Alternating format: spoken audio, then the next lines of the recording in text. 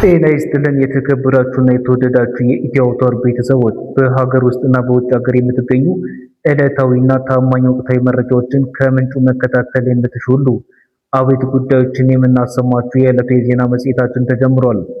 ዛሬ የምናቀርብላችሁን አርዕስቶቹን በማስቀደም እጀምራለሁ።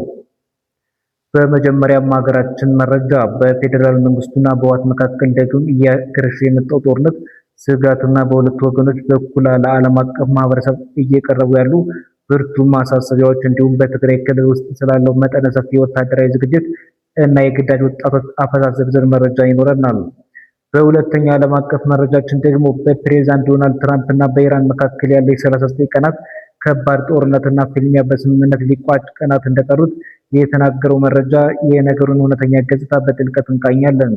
እስከ መርሃ ግብራችን ፍጻሜ ድረስ ሳይቆራረጥ የሚቀርበውን ዝርዝር መረጃ አብራችሁን እንድትከታተሉ በአክብሮት እየጋበዝን በቀጥታ ወደ መጀመሪያ ሀገራዊ መረጃችን እንሸጋግራለን። የመጀመሪያው መረጃችን የሚሆነው አገሪቱን ዳግም ወደ አስከፊ ቀውስ ሊከት ይችላል ተብሎ የተሰጋው የፌዴራል መንግስትና የህወሓት ፍጥጫ ነው። የፌዴራል መንግስት ህወሓት በቀናት ጊዜ ውስጥ አዲስ ጦርነት ለመክፈት ሙሉ ዝግጅቱን ማጠናቀቁን በመጥቀስ ልብ አድርጉ በማለት ለዓለም አቀፍ ማህበረሰብ ማሳሰቢያው እንሆ ብሏል። በተመሳሳይ መልኩ ህወሓትም የፌዴራሉ መንግስትን በእኔ ላይ ጥቃት የመክፈት አይቀሬነት ሳይታለም የተፈታ እንደሆነ ልታውቁልኝ ይገባል ሲል ከዚህ ቀደም አንድ መግለጫን በእንግሊዝኛ ቋንቋ አሰራጭቶ የነበረ መሆኑ ይታወሳል። አሁን ላይ ነገሮቹ ከረር እያሉ ከመሄድ ባለፈም ሁለቱ ወገኖች በጦርነት ጫፍ ላይ መሆናቸውን እያሳወቁ ይገኛሉ። ጉዳዩን ችላ ያሉት ከወዲሁ አፋጣኝ መልስ አፈላልጉና ሳይቃጠል በቅጠል የሚል የእርስ በርስ መካሰሶችንና ማሳሰቢያዎችን ከሁለቱ አቅጣጫዎች በእጅጉ በርትተው የተሰሙ ሲሆን አደራዳሪዎችም ነገሩን ለማብረድ ጥረት እንዲያደርጉ እየተጠየቀ ነው። ይህን ተከትሎ የፌዴራል መንግስት በሁለት ከፍተኛ ሚኒስትሮች በኩል በመጪዎች ቀናት በፌዴራል መንግስቱ ላይ ጦርነት ሊከፍት ይችላል በማለት በህወሓት ላይ ጠበቅ ያለ ክስ አሰምተዋል። ከዛሬ 3 ዓመት በፊት የተፈራውን የፕሪቶሪያ ስምምነት ጦርነት የማቆም ስምምነት ፈራሚዎች ቁልፍ ተዋናኝ የነበሩት የብሔራዊ መረጃና ደህንነት አገልግሎት ዳይሬክተር ጄኔራል አምባሳደር ሬድዋን ሁሴን እና የጠቅላይ ሚኒስትር የምስራቅ አፍሪካ ጉዳዮች አማካሪ አቶ ጌታቸው ረዳ በአልጀዚራ ድረገጽ ላይ በጋራ ባሰፈሩት ጽሑፍ ላይ ይህ ሀሳብ በሰፊው ተንጸባርቋል። ይህም ጽሑፍ ኢትዮጵያ ዳግም ወደ ጦርነት ተካትታ መግባት የለባትም የሚል ይዘት ያለው ሲሆን የትግራይ የ2 ዓመታትን ጦርነት የነበረውን የሰላም ጥረትና የድርድር ውጣ ውረድ በሰፊው ዳስሷል። ከዚህ በኋላ ዋነኛ ትኩረት አድርጎ ያሳየውን አሁን ላይ ያለውን የፖለቲካ ቅራቅር ነው። የዚህም ቅራቅር ዋና መነሻው ጽንፍ የረገጠው የፖለቲካ አቋምና አመለካከት ያላቸው የህወሓት አመራሮች መሆናቸውን አምባሳደር ሬድዋን ሁሴን እና ጌታቸው ረዳ አመልክተዋል። በህወሓት ውስጥ የነበሩ እንደዚሁም በክልል ውስጥ ሲሰሩ የነበሩ ሌሎችም ጽንፍ የረገጡ የፖለቲካ አመለካከት ያላቸው አመራሮች ከትግራይ አስተዳደር እንዲወጡ በማድረግ ህወሓት የክልሉን ሙሉ ስልጣን በብቸኝነት መቆጣጠሩን አሁን ላይ ላለው ፍጥጫ ዋና መንስኤ መሆኑን ባለስልጣናቱ በአልጀዚራ ጽሑፋቸው ላይ ገልጸዋል። ህወሓት በአሁኑ ሰዓት እየሰራ ያለው የፕሪቶሪያው ስምምነት እንዳይፈረም ከፍተኛ ትግል ሲያደርጉና በወቅቱ አጥብቀው ሲቃወሙ ከነበሩት ኃይሎች ጋር ነው የሚለው ይህ ጽሑፍ በዚህም ሀገር ውስጥ ፋኖ ታጣቂዎች ጋር ከውጭ ደግሞ የኤርትራን መንግስት በስም ጠቅሰዋል። ሁለቱ ኃይሎች በጊዜው የፕሪቶሪያውን ስምምነት መፈራረም የለበትም የሚል የጸና አቋም ይዘው የነበረ መሆኑን በማመልከት ፕሬዝዳንት ኢሳያስ አፈወርቂ እንደውም በግልጽ ተግባር የሲኤንኤን ስራ ነው በማለት በአደባባይ መናገራቸው በጽሑፍ ላይ ተመልክቷል። ጽሑፉ አክሎም ህወሓት በአሁኑ ሰዓት ጽምዶ በሚል ከኤርትራ መንግስት ጋር አዲስ ስትራቴጂካዊ ህብረት እየፈጠረ መሆኑን አመልክቶ ይህም ህብረት በግልና በስበር በአስመራ በመቀሌ እንዲሁም በሱዳን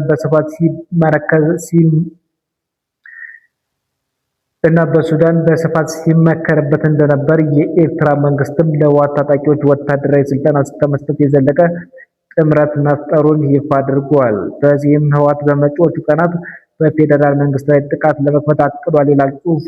በማጠቃለያ ሀሳቡም ህወሓት አሁንም ተመልሶ ወደ ጦርነት በመግባት አካባቢውን ቀጠናዊ ይዘት ወደሚኖረው የግጭት አዙሪት ውስጥ እንዳያስገባ የሚመለከታቸው አካላት አደብ እንዲገዙ ሊያደርጉ ይገባል ብለዋል። በዳግም ጦርነት ህወሓት ለወጣቶች ህወሓት ቁማር እንዲጫወት መፍቀድ የለበትም የሚለው ይህ ጽሑፍ ለዚህ አደገኛ አካሄድም ዓለም አቀፍ ማህበረሰቡ ግልጽና የማያሻማ መልእክቱን ማስተላለፍ ግፊት ማድረግ አለበት ሲሉ ጥሪ አቅርበዋል። በመጨረሻም የዶናልድ ትራምፕ እና የኢራን የሰላም ስምምነት ጭምጭምታ አድማጮችና ተመልካቾች በዚህ ዙሪያ ያለውን አገራዊና ዕለታዊ መረጃችን እገት አድርገን አሁን ደግሞ ወደ ፕሬዝዳንት ዶናልድ ትራምፕ ዛሬም ሌላ አዲስ ተስፋ በሰጡበት የኢራን ጉዳይ ላይ ተጨማሪ ዓለም አቀፍ መረጃዎችን እናደርሳቸዋለን። ፕሬዝዳንት ትራምፕ ከኢራን ጋር የምናደርገው ፍልሚያ በስምምነት ሊቋጭና የመጨረሻው ቅርጽ ፋይናል ሸፕ ለመያዝ የሚቆጠሩ ቀናት ብቻ ቀርተዋል ብለዋል። በቅርቡም በአንድ ስሙ ባልተጠቀሰ የአውሮፓ ሀገር ውስጥ ስምምነቱ በይፋ እንዲፈረም ያደርጋል በማለት በራሳቸው ትሩዝ ሶሻል ማህበራዊ ሚዲያ ገጻቸው ላይ ያጋሩ ሲሆን በቃላቸውም ጭምር መግለጫ ሰጥተዋል። ከሰሞኑ ኢራን ላይ እንዲሰነዘር ያደረጉት ከባድ ወታደራዊ ሞት ኢራን በአፋጣኝ ወደ ጠረጴዛና ወደ ስምምነት የሚያደርስ ወሳኝ ግብዓት ሆኗል ሲሉም ፕሬዝዳንት ትራምፕ ተናግረዋል።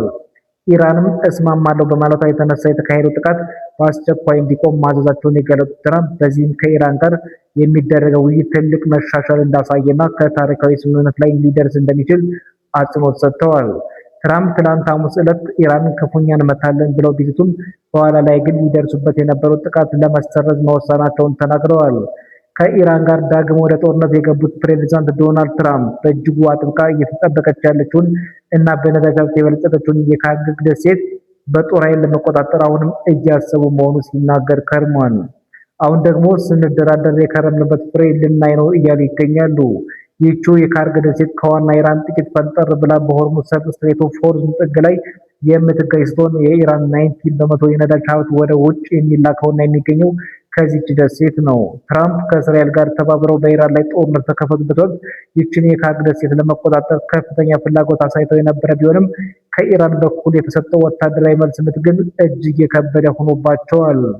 በመሆኑም ትራምፕ ካርጊልን መቆጣጠር ይቅርና በተኩስ አቁም ስም አጠቃላይ ጦርነቱን ማቆም ግድ ብሏቸዋል። ከዚህም ከ39 ቀናት ከባድ ጦርነት በኋላ ትራምፕ ኢራን ተጭነው በመደራደር በዲፕሎማሲ ድል ለመውጣት ብርቱ ጥረቶችን ሲያደርጉ ቢከርሙም ኢራን በቀላሉ የማትቀመስ አልሆነችም። እናም ትራምፕ ከሰሞኑ በአዲስ መልኩ ከኢራን ጋር ወደ ከረረ ፍልሚያ ገብተው የነበረ ቢሆንም በትናንትናው ዕለት ሲኤንኤን በዘገባው እንዳስነበበው ከሆነ ትራምፕ ካርጊል ደሴትን እቆጣጠራለሁ የሚለው የቀድሞ ሀሳባቸው መልሶ አገርሽቶባቸው ከርመዋል። አሜሪካ የካርጊል ደሴትን ለመቆጣጠር ከኢራን ወታደሮች ጋር የፊት ለፊት የእግረኛ ውጊያ ማድረግ ይጠበቅባታል። ይህ ከሆነ ደግሞ የአሜሪካን ወታደሮች መስዋዕትነት በከፍተኛ ደረጃ እንደሚጨምር የሚያደርገው በመሆኑ አሜሪካውያን እንደዚህ አይነቱን የሰው ኃይል የሚቀጥፍ አካሄድ ፈጽሞ የሚፈልጉት አይደለም። ሲኤንኤን በትላንት ዘገባው ኢራን የካርጊል ደሴትን በሞት ሽረት ውጊያ ለመከላከል ስትል እጅግ የዘመነ የጦር መሳሪያዎችን ወደ ደሴቷ እንዳስገባችና ከፍተኛ ቁጥር ያለው ተዋጊ ጦሯን በስፋት እንዳሰማራች ማረጋገጡን አስታውቋል። በዚህ መሃል ግን ፕሬዝዳንት ትራምፕ የለም ነገሩ ወደዚህ አይደለም ብለዋል። አሁን ከኢራን ጋር ምላጭ እየሳብን የምንፋለምበት ወቅት ሳይሆን የሰላም ፊርማችን በሰነድ ላይ የምናሰፍርበት ነው ሲሉም ባጋሩት መልእክት ገልጸዋል። ኢራን ግን በበኩሏ ነገሮች ትራምፕ በሚሉት ደረጃ ስስና ቀለል እንዳልሆነ ብዙ የሚቀይሩ ጉዳዮች እንዳሉ አስታውቃለች። የአሜሪካን ፍላጎት የራሷን ጫና ብቻ መጫን እንደሆነና ይህ ደግሞ በፍጹም የሚሆን እንዳልሆነ በውጭ ጉዳይ ሚኒስትሯ በኩል መልእክት ሰጥታለች። ይሁን እንጂ ከኢራን ጋር የሚፈራረም የመግባቢያ ሰነድ የመጨረሻ ደረጃ ላይ መድረሱን ጠቅሰው በዚህ ሳምንት ስምምነቱን ሊካበድ እንደሚችል ትራምፕ አስረድተዋል። ስምምነቱን የሚፈራረመው አውሮፓ ውስጥ እንደሚሆን የጠቆሙ ሲሆን ይዘቱንም ኢራን የኒውክሌር መሳሪያ እንዳይኖራት የሚያግድ እንደሆነ በአፋጣኝ የሆርሙዝ ሰርጥ በነፃነት እንዲከፈት የሚያስገድድ እንደሚሆን ትራምፕ አስረግጠው ተናግረዋል። የተከበራችሁ የኢትዮ ተከታታዮች ከዩቲዩብ ትራንስክሪፕት የተገኘው ሙሉ መረጃ ይዘት ሳንቀንስ ይዘናችሁ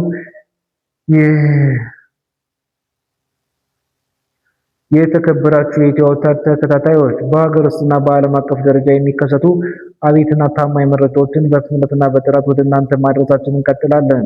የዛሬው ዝግጅታችን ከወደዳችሁ ሰብስክራይብ፣ ላይክ፣ ሼር በማድረግ አጋርነታችሁን አሳዩን። በቀጣይ ተመሳሳይ መረጃዎችን እስከምንገናኝ ድረስ ሰላም ጤና ይስጥልን ለሀገራችን።